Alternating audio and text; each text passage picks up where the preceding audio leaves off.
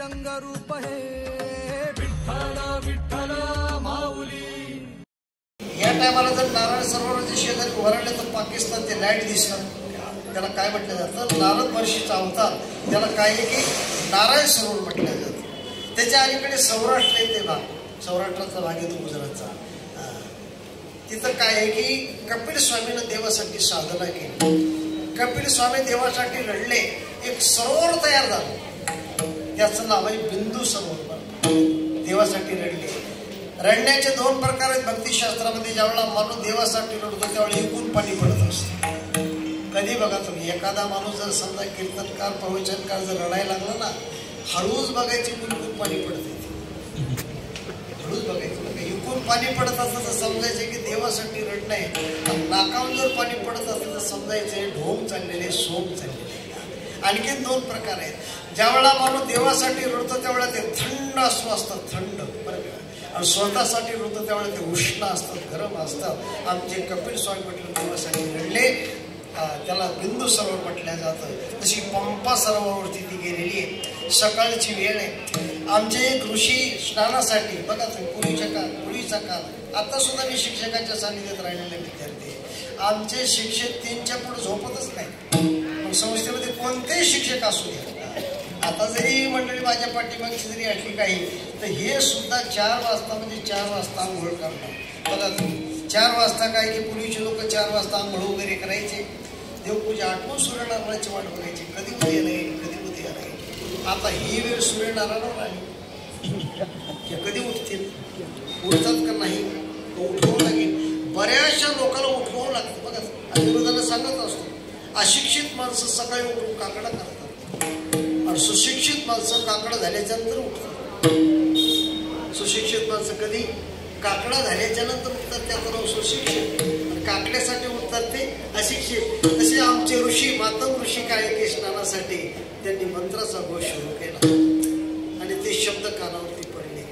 4 वेदाचे 4 महावाक्य आहेत बघा, प्रज्ञानाम ब्रह्म, अहम ब्रह्मास्मी, तत्वमसी, अयम आत्मा ब्रह्म, हे 4 वेदाचे 4 महावाक्य आहेत। परंतु आमचे शांताराम गुरुजी होऊन गेले संस्थेमध्ये, ते म्हणायचे की ज्या वाक्यापासून माणसाच्या अंतःकरणावरती परिणाम होतो त्याचं नाव आहे महावाक्य। ते कोणाचंही असू दे बरं का, शेजाऱ्याचं असेल, अपरिचित माणसाचं असेल, चालता चालता प्रवासामध्ये कोणी भेटला असेल, ज्या वाक्यापासून परिणाम होतो त्याचं नाव काय आहे, महावाक्य बरं का। हे वेदांतातले शब्द जरी असले तरी सोप्या भाषेत गुरुजी सांगायचे, आणि कानावरती शब्द पडले, तिने विचार केला की बस याच महात्म्याची सेवा करायची। शब्दागुण आकाशाचा आहे, आपल्या मुखातून गेलेला शब्द प्रत्येकाच्या कानावरती पडत असतो, म्हणून बघा तुम्ही बऱ्याच ठिकाणी सुविचारामध्ये लिहिलेलं असतं, जरा जपून बोलणं भिंतीला कान असतं, लिहिलेलं असतं की नाही, जरा जपून बोलणं भिंतीला कान असतं,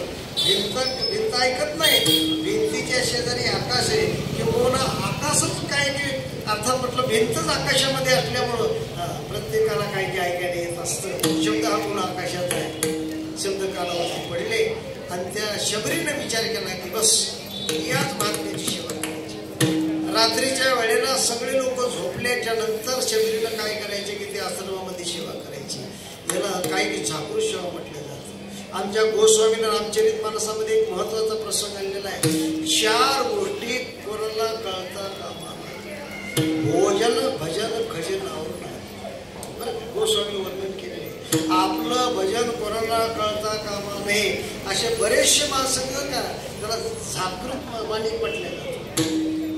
ज्ञानेश्वर महाराजांनी उदाहरण दिलं, 13व्या अध्यायामध्ये, नाना कृषीमुळे वापले, पांघरवी पेरले, तैसे झाकी निपजले झालं।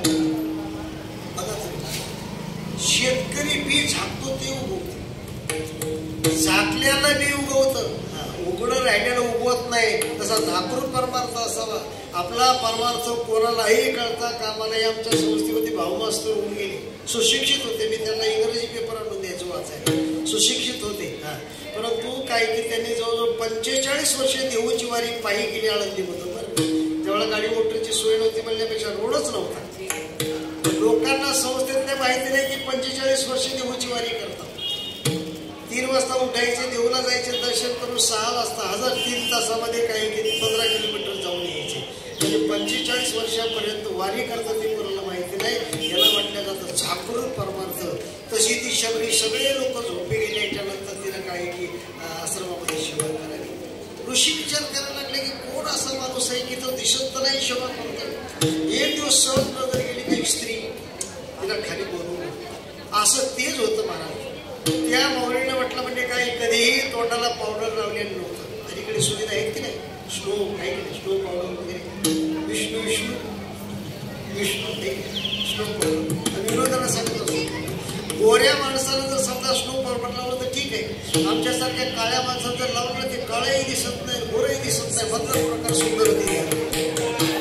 त्या माऊलीनं स्नो नाही पावडर नाही तेल नाही काही नाही काही नाही कसल्याही प्रकारच्या सुविधा नसताना सुद्धा असं तेज होतं मला. ज्या महात्म्याने 1000 वर्षापर्यंत तपश्चर्या केली होती ते ऋषी म्हणायला लागले शबरे काय तुझं पारमार्थिक तेज एक दिवस तुला प्रभू रामचंद्र भेटतील. एवढंच वाक्य ऐकलं आणि ती पूर्व रागामध्ये गेली. सारखी परमात्म्याची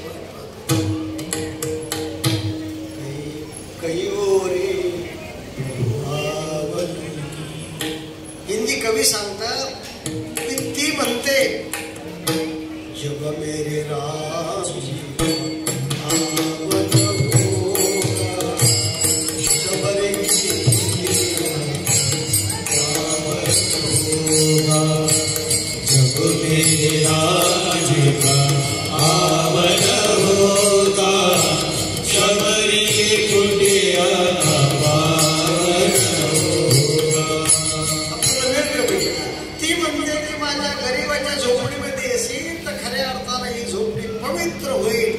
सीता सुद्धा काय प्रभुरामचंद्र त्या शबरीच्या आश्रमामध्ये आले आणि स्वतःच्या दातानं चिकटलेले बोरं शबरीनं प्रभुरामचंद्राच्या समोर ठेवले.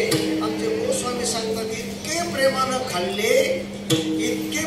खाल्ले प्रेमसहित प्रभू खाय वारंवार बखाणे. गोस्वामीचं वाक्य बरं का.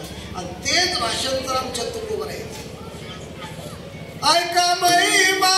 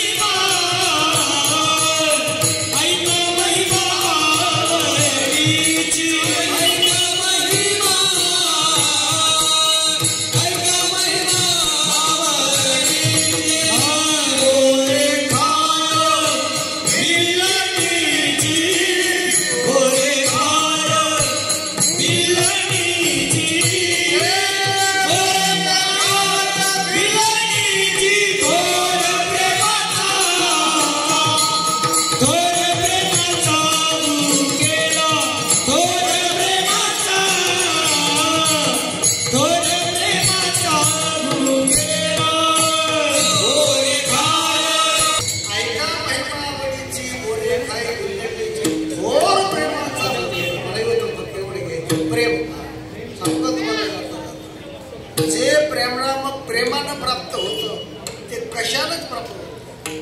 ज्ञानानं नाही योगानं नाही कर्मानं नाही उपासनेनं नाही कोणत्याच साधनेनं होत नाही. ते केवळ प्रेमानं प्राप्त होतं. आणि म्हणून प्रेमाची मागणी. आता व्याकरण दृष्टीनं जर विचार केला तर त्या प्रेम या शब्दामध्ये प्रिय असा धातू आहे. व्याकरण दृष्टीनं प्रिय असा धातू आहे आणि त्याचा अर्थ आहे बांधणे. बघा प्रेमानं बांधलेले माणसं कधीही सुटू शकत नाही. याच्यासाठी आमच्या तुकोबाराने 2 दृष्टांत दिली गाथ्यामध्ये. नाही काष्टाची गुमान गोरी भ्रमरा सुमन प्रेम प्रीतीचे बांधले. बघा तुम्ही भ्रमर म्हणजे भोंगा. भोंग्यामध्ये 2 प्रकार आहेत. एक आकाश मार्गाने काय केलं काय भ्रमर करणारा फिरणारा तो सुद्धा भोंगा. आणि जमिनीवर फिरणारे सुद्धा भोंगेच आहेत. जमिनीवर एकटे फिरत नाही 2-4 दिवस काय की सलग फिरत असतात. फिरत असताना ते कोणा विश्वास ठेवत नाहीत. आपला महाप्रसाद बरोबर घेऊन फिरतात ते जमिनीवरचे भोंगे. आणि जे वर्णन केले ज्ञानेश्वरीमध्ये ते काय आहे की आकाश मार्गाने भटकणारा भ्रमण करणारा ते असं नाव आहे.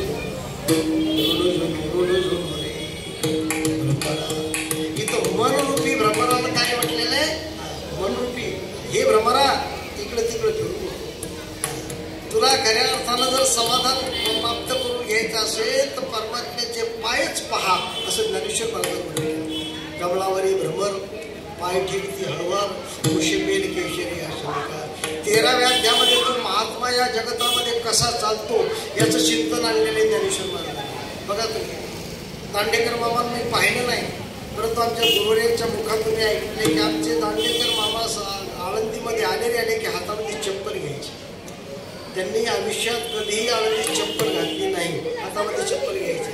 आणि ते चलत असताना डोंगरे महाराजांना मी जवळून पाहिलं.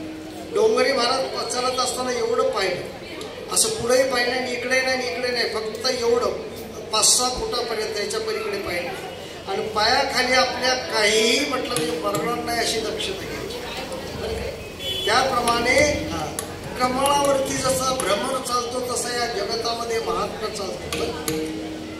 दुसऱ्याला मारणं अर्थात काही हिंसा ही बरोबर आहे, परंतु ज्ञानेश्वर महाराजांनी आयुष्याचं वर्णन केले 13व्या अध्यायामध्ये. ते म्हणतात दुसऱ्याचं मन जरी दुखलं तरी हिंसा.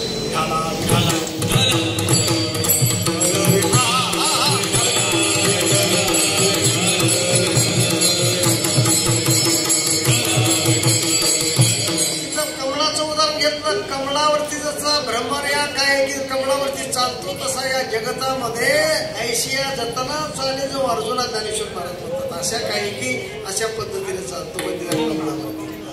ते कमळावरती बसतो. कमळाचे 2 प्रकार आहेत. एक चंद्र विकासिनी कमळ रात्रीच्या वेळेला उदय, आणि सूर्य विकासिनी कमळ ते काय आहे की सूर्योदय झाला की ते फुलल्या जातं. मग त्याच्यावरती काय कमळावरती बसतो. रात्र झाली की ते कमळ पिटल्या जातं. आणि पिटल्याच्या नंतर त्या कमळामध्ये हाती रात्रीच्या वेळेला येतात, त्या कमळावरती पाय ठेवतात तर गतप्राण होतो, परंतु धक्काला उद्या नाही येतात. ज्ञानेश्वर महाराज म्हणतात तो जर लाकडावर बसला ना भुंगा, तो आडमार्गाने जात नाही बरं का. भ्रमर भेदी कोडे भलतैसे काष्ट कोरडे, पण कडिके माझी सापडे कोळी. तो आडमार्गाने जात नाही. असा म्हटलं म्हणजे काय की याला म्हटलं जातं प्रेम. ते दुसरं उदाहरण दिलं. पदरी घाली पिळा बाप निर्मळ साठी. बघा तर मोठे मोठे जे पैलवान असतात ना त्यांच्या कुस्त्या 3-3 महिन्यापूर्वी ठरलेल्या असतात. 3-3 महिन्यापूर्वी त्यांच्या पदव्या महाराष्ट्र केसरी, हिंद केसरी. आता केसरी हा शब्द आमच्या कीर्तनकारात घोषणा आहे. कीर्तन केसरी, आता वेदांत केसरी ठीक आहे, त्याला वेदांताचा अध्ययन असेल, वेदांताचा अध्ययन असेल ठीक आहे, त्यांना पूर्वी म्हणायचे वेदांत केसरी असा संस्कृत शब्द आहे बरं का. वेदांत केसरी हा संस्कृत शब्द आहे. आणि तो म्हटलं म्हणजे काही 3 महिन्यापूर्वी कुस्ती ठरली. ते पैलवान कुस्ती करण्यासाठी निघाले. त्यांचा मुलगा 7 वर्षाचा दरवाजामध्ये उभा होता. धोतर बाबा बसा काय. आता ते पैलवान आहे, त्यांची पदवी महाराष्ट्र केसरी. त्यांनी असा जरी झटका दिला असता तर बिना तिकटाचं पनवेल मार्गे आळंदीला गेला असतो. अशी ताकद, परंतु प्रेमानं बांधलेले वडील बसा म्हणले की बसा म्हणतात. याचं नाव आहे प्रेम. आणि प्रेमाची मागणी आमच्या तुकोबाराने देवाकडे केली. तुझे प्रेम पूर्ण देवा, एकदा प्रेम दिलं, माझं मन काय की जाणून नेमतं केलं नाही केलं की मग मी कशा पद्धतीनं वर्तन करतो.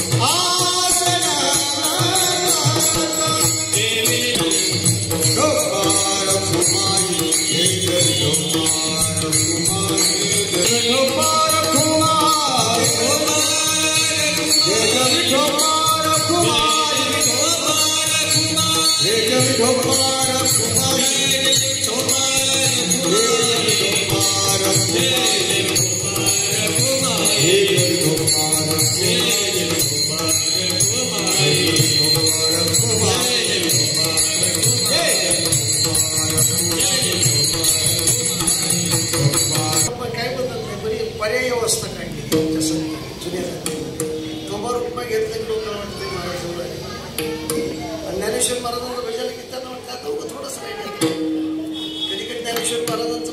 सुद्धा 2-2 तास कीर्तन चालते ते स्वतंत्र भाग आहे.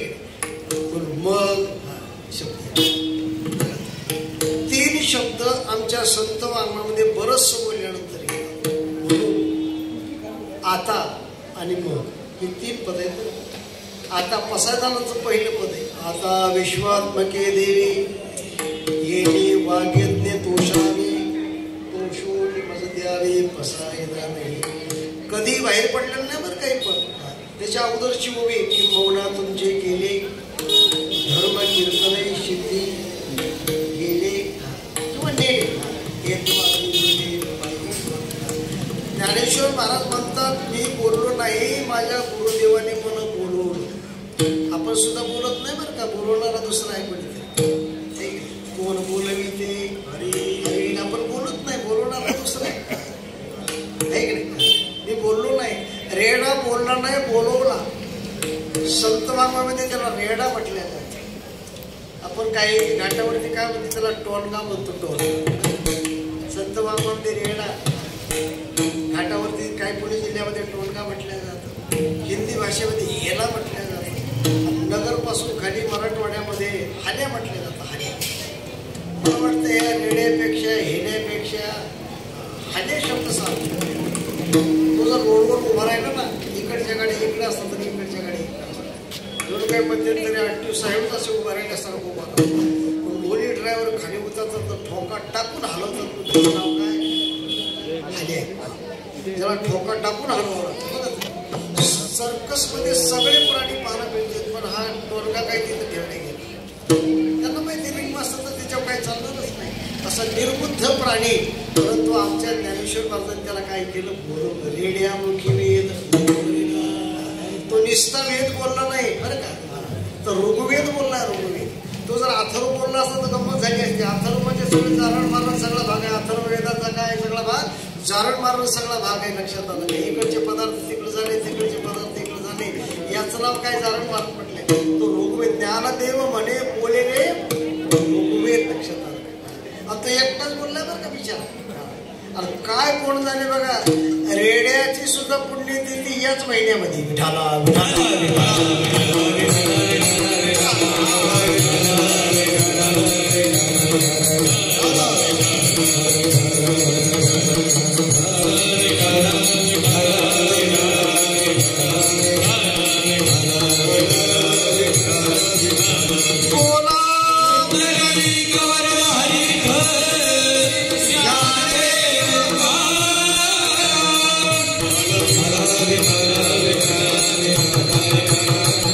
एकटाच बोललाय. मला वाटतं पुरुषा काळात सगळे रेडे बोलले असते आताच्या काळात सगळे बोलले असते. आपण गोट्यामधून त्याला लगेच आवाज दिला असतात. मला तुम्ही जेवता इकडे पाठवा म्हणजे त्याला डोकं ठेवलं असतं बरं का. चालविली भिंती बरोबर आहे. भिंत चालली नाही चालू. मला वाटतं पूर्वीच्या काळात सगळ्या चालल्या असतात. आताच्या काळात सगळ्या चालल्या असतात. सगळे मुंबईचे घर खेडेगावात गेले असतात. खेडेगावचे सगळे मुंबईला आले असतात. एकच भिंत चालली. तसं काय की ज्ञानेश्वर महाराज म्हणतात मी बोललो नाही माझ्या गुरुदेवाने मला बोलवलं. आता तुम्ही पसायदान द्या प्रसाद द्या. आता म्हणून भोवता सुकृताची जोडी म्हणून विठ्ठली आपली काय म्हणून पाठीमागची पुण्याई आहे. पाठीमागच्या पुण्याईशिवाय घटनाच घडू शकत नाही. लक्षात का. पण देवाचं नाव कोणाच्याही मुखामध्ये येत नाही. कोणीही म्हटलं म्हणजे काय की पुण्य करू शकत नाही. पाठीमागची पुण्याई असं तरच जन्मजन्मांतरी असेल पुण्य सामुग्री तरीच नाम जेव्हा घरी येईल श्रीरामाचे अविरोधाला सांगत असतो. बघा कोणाच्याही मुखामध्ये देवाचं नाव येत नाही. त्याची पुण्याई म्हटलं म्हणत असते राम राम राम राम राम राम राम राम राम राम राम. आणि ज्याची पुण्याई येते कसं करतं सांगतो. काय काय माणसं म्हटलं करतात. आता आगा म्हणजे कोणाचं नाव शेजाऱ्याचं नाव आहे का पाहुण्याचं नाव आहे. तिसरा प्रकार सांगत बसत जुनी जाते. म्हणजे याचा अर्थ असा आहे की पाठीमागची पुण्य सुकृत म्हणजे म्हणून काय म्हणून गेले अनेक दिवसापासून हा कीर्तन महोत्सव चालू आहे. काय म्हणून पाठीमागची पुण्याई आहे. तसं मग शब्द गोविंद गोविंद मनाला मग गोविंद ते काया गोविंद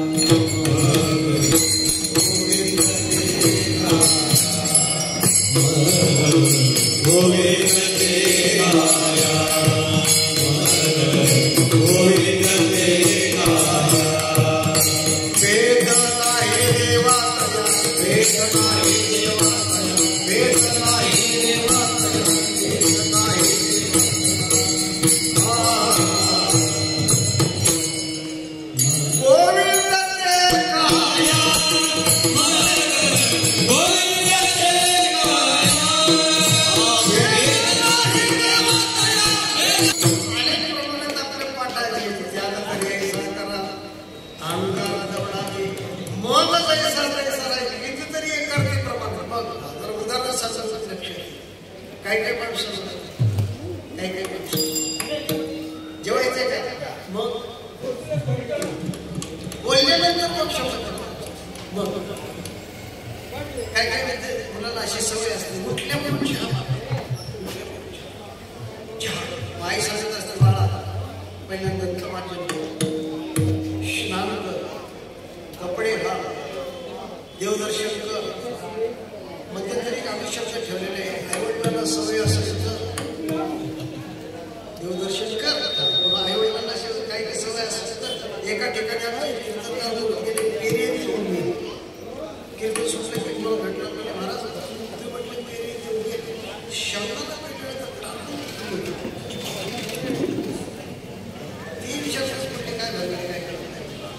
सकाळी सांगतो नाही म्हणजे पहिल्याच गाडीला बोलून आला आता नाही ना म्हणजे चहा घेतल्याशिवाय सकाळी चहाला गेली म्हणजे लवकर चहाला गाडी जाईल पाहिजे त्यांनी ताबडतोब चहा अहो म्हणजे मी तुम्हाला चहा सांगितलं होता कप कशाला अहो म्हणजे महाराज कपाशिवाय चहा कसा येईल हळूच उत्तर त्याला म्हटले टारपणाशिवाय शेंगदाणा कसा येईल आई सांगत असते पहिल्यांदा दत्त माझे स्नान कर कपडे घाल देवदर्शन कर मग तुला मी चहा देते मग शब्द तसं तुकोबरा म्हणतात देवा माझं मन तुम्ही जाणून नियंत्रण केलं प्रेमाचं वर्म दिलं रे दिलं कशा पद्धतीनं वर्तन करणार उदाहरण दिलं जेवी जळात पद्मपत्र ते पद्मपत्र म्हणजे कमळ पाण्यात जन्माला येतं पाण्यात वाढतं आणि पाण्यातच राहतं पण पाण्यापासून आमचा महात्मा तुमच्या आमच्यासारखा जन्माला येतो तुमच्या आमच्यासारखा वाढतो आणि तुमच्या आमच्यासारखाच म्हटलं म्हणजे राहतो परंतु काय त्या कमळाप्रमाणे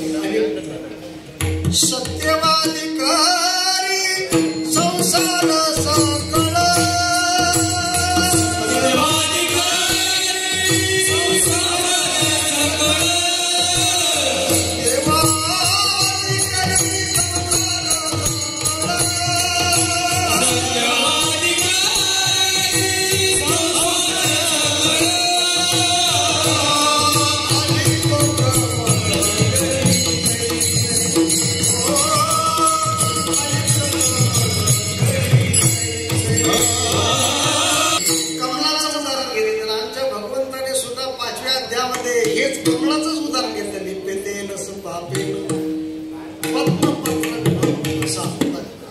महात्मा कशा पद्धतीने वर्तन करतो तिसऱ्या अध्यायामध्ये जायचं यस्त्रेंद्रिया निमनस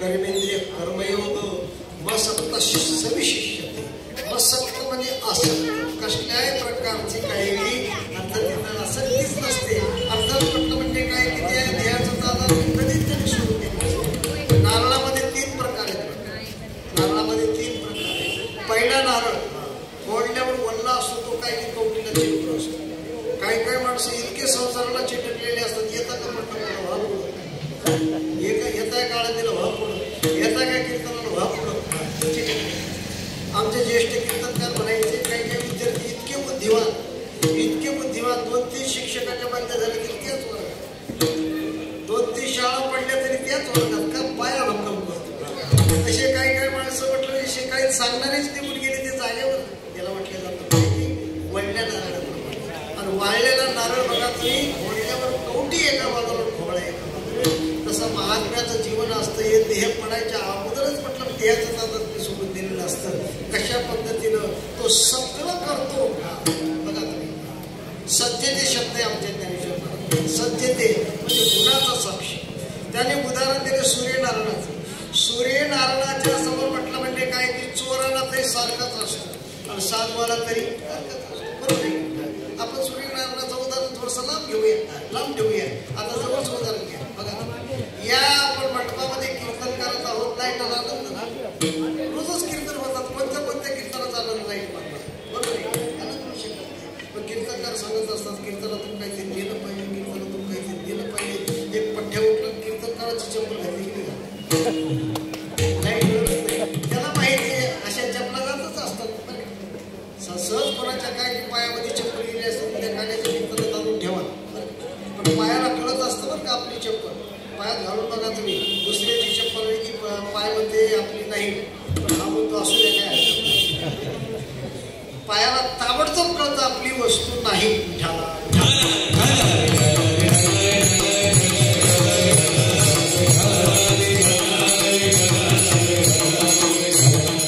काय काय गावामध्ये बोर्ड असतात बघा तुम्ही, पाहुणा आला की स्वागत करतो बोर्ड, स्वागत सुस्वागत. रात्रीच्या वेळेला दिवसा पाहुणे मंडळी येतात, रात्रीच्या वेळेला त्याच बोर्डाखाली चोर येतात, तो बोर्ड आतून नेलेला असता आपला प्रवास सुखाचा हो, पाहुणे मंडळी जातात, चोरही त्या बोर्डा काढून जात असताना आपला प्रवास सुखाचा हो, सुखाचा हो. मोठमोठाने उदाहरण आहेत. मला फक्त काय की साक्षीभूत होणी वर्तती, आमचे महात्मे साक्षी स्वरूपाचे असतात. आता खूप मोठं चिंतन आहे, फक्त श्लोक बांधून त्याचा अर्थ सांगत बसत नाही. बघा तर, पश्यन सुमन स्पृशन जिगरण लक्षण गच्छन स्वपन श्वसन प्रलपन विसर्जन पूर्णन निमिषन निमिषन इंद्रियार्थेषु वर्तन्त इति धारे. तोही नेत्री पाहिजे, श्रवण ऐकतो आहे, तो डोळ्याने पाहतो, कानाने ऐकतो, सगळी क्रिया करतो, पण क्रियेशी अलिप्त. तुम्ही आणि त्या नारळाप्रमाणे क्रियेशी लिप्त, आणि आमचा महात्मा काय क्रियेशी अलिप्त आहे.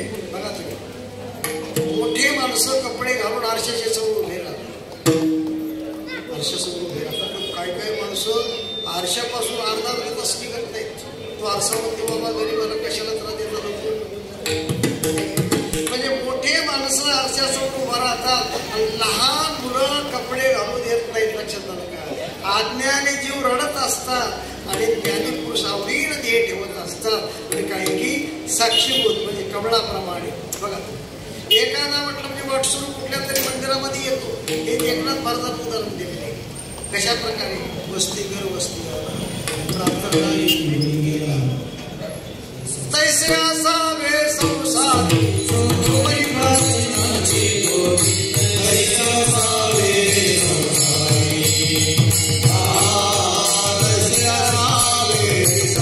प्राचीन या शब्दाचा अर्थ प्रारब्ध. प्रारब्ध काय आहे, तोपर्यंत देह आपल्याला सोडता येत नाही, याचे ठरलेलं असतं. लक्षात आलं का? आपला जन्म झाला रे झाला की मृत्यू हा ठरलेला. लक्षात आलं का? आपण गाडीमध्ये बसल्याबरोबर कंडक्टर विचारतात कुठं उतरायचं तुम्हाला, गाडीत बसल्याबरोबर तिकीट कुठलं असतं, उतरण्याचं असतं. तसं जन्म झाला रे झाला की अर्थात म्हटलं म्हणजे आहेत ते भाग, नाही की नाही. जोपर्यंत प्राचीन म्हणजे प्रारब्ध आहे तोपर्यंत काय की जगावंच लागतं. आणि म्हणून कशा पद्धतीनं ते वस्तीकर म्हटलं म्हणजे कुठल्या तरी मंदिरामध्ये येतो आणि तो विचार करतो का हे मंदिर कोणामध्ये असावं, त्याला किती खर्च आला असावा, त्याला माहिती आहे, फक्त मला रात्रभर राहायचं उठून जायचं, आहे की नाही. अशा पद्धतीने महात्मा राहतो, साक्षीभूत होणी वर्तते देही. काही काय माणसं म्हणतील का हो तू ऐकत नाही का? ऐकतो. कशा पद्धतीने ऐकतो? ऐकोनी ना ऐके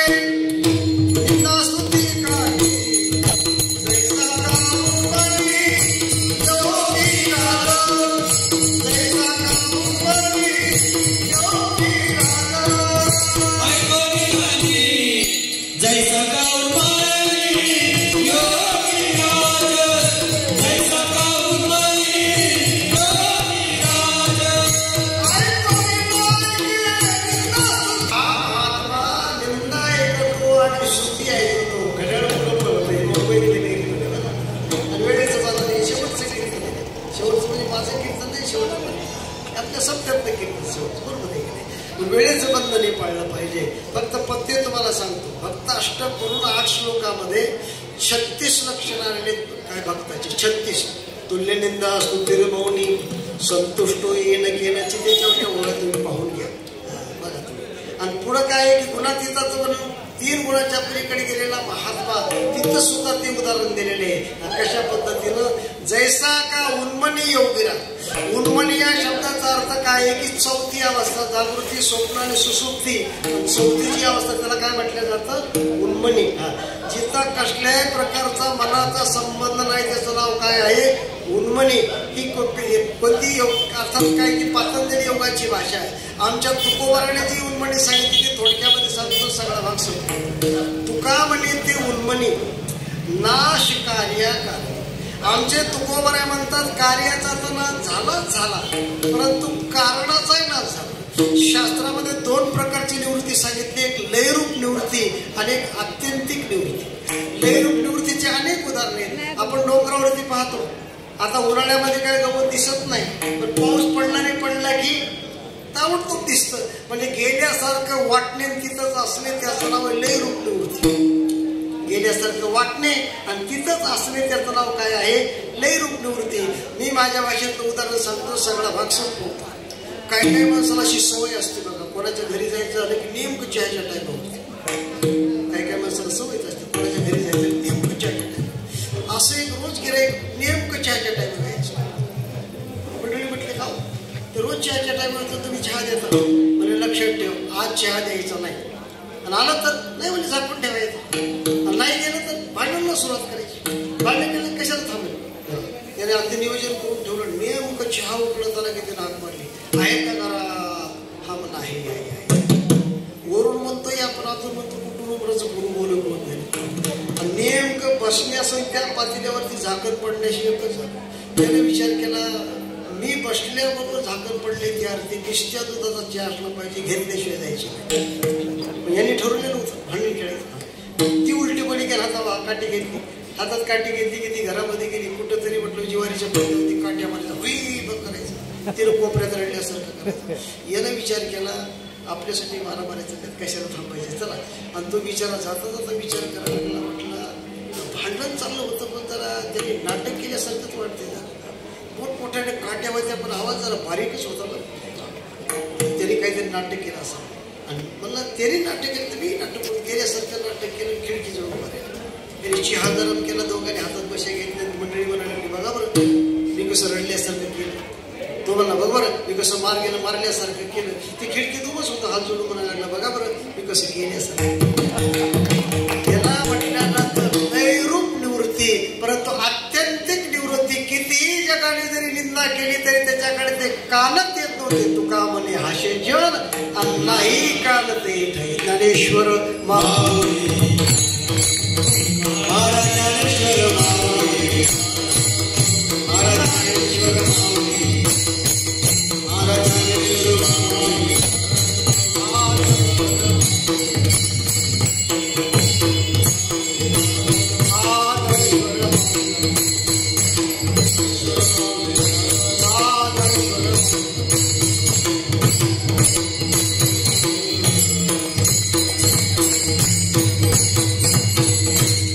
शब्दाशब्द 3 चरणाचा अर्थ पाहिलेला आहे. 2 चरण वेळेच्या वाहामध्ये जागेवरती ठेवायचे.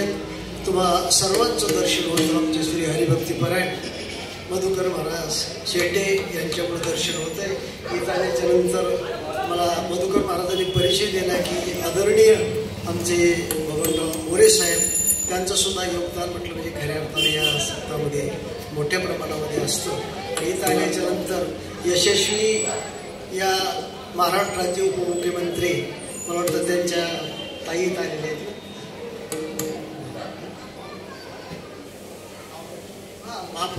महापौर ताईत आलेले आहेत. आणि ठाणे जिल्हा प्रमुख ताई इथं उपस्थित आहेत. आणि खऱ्या अर्थानं उद्याच्याला म्हटलं म्हणजे काय की आदरणीय महाराष्ट्राचे उपमुख्यमंत्री आमचे एकनाथजी शिंदे साहेब, त्यांचा हा वाढदिवस अतिशय म्हटलं म्हणजे मी जवळजवळ काय की आळंदीहून निघालो तसं जवळजवळ संपूर्ण रोडने मी काय की खऱ्या अर्थाने ते बोर्ड पाहतो. पुण्यापासून आपल्या ह्या ठाणे किसन नगरपर्यंत मी बोर्डे पाहतो. आणि असे मुख्यमंत्री आपल्याला म्हटलं मी महाराष्ट्रामध्ये लाभले ते खऱ्या अर्थानं म्हटलं म्हणजे काय की ठाणे जिल्ह्यातून अर्थात ते म्हटलं म्हणजे काय की कार्याला प्रारंभ झाला.